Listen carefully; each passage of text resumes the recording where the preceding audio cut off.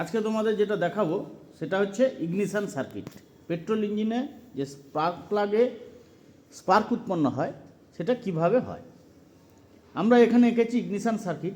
তার কম্পোনেন্টগুলোর মধ্যে হচ্ছে এটা হচ্ছে ব্যাটারি, 1 নম্বর হচ্ছে ব্যাটারি, 2 নম্বর হচ্ছে অ্যাম্পিয়ার মিটার, 3 নম্বর হচ্ছে ইগনিশন সুইচ, 4 নম্বর হচ্ছে ইগনিশন কয়েল, 5 নম্বর হচ্ছে সিবি পয়েন্ট, 6 নম্বর হচ্ছে ক্যাপাসিটার, 7 নম্বর হচ্ছে স্পার্ক প্লাগ, 8 নম্বর হচ্ছে রোটর।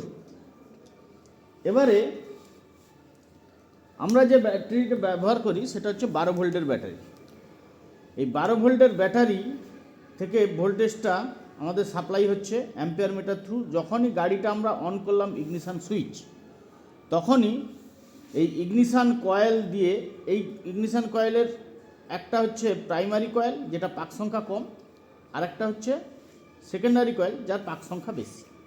ফার্স্ট প্রাইমারি কয়েল দিয়ে আমাদের এই সিবি পয়েন্ট এবং ক্যাপাসিটারে আমাদের কারেন্টটা আসবে।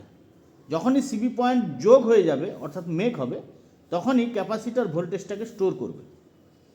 এবারে যখনই সিবি পয়েন্টটা ব্রেক হয়ে যাবে, তো মেক ব্রেক কে করছে সিবি পয়েন্টে?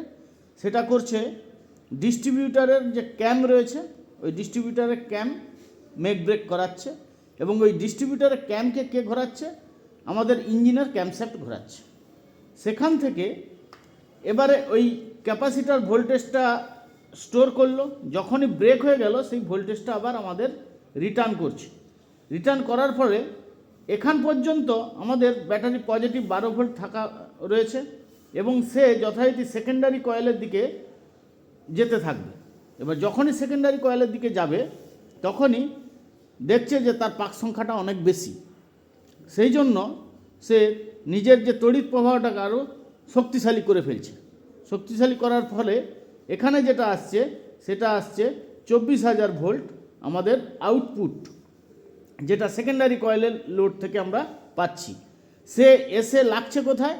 আমাদের যে রোটর রয়েছে সেই রোটরে। রোটর এবারে 4টে প্লাগ, আমরা এখানে 4 সিলিন্ডার ইঞ্জিনের সার্কিট করেছি, 4টে প্লাগে সে এবারে ডিস্ট্রিবিউট করে দিচ্ছে। প্লাগে এখানে গ্রাউন্ড থাকার সত্ত্বে এই যে পজিটিভটা গ্রাউন্ড হয়ে যাচ্ছে এবং এই স্পার্কের যে কানেকশানটা রয়েছে সেন্টার ইলেকট্রোড এবং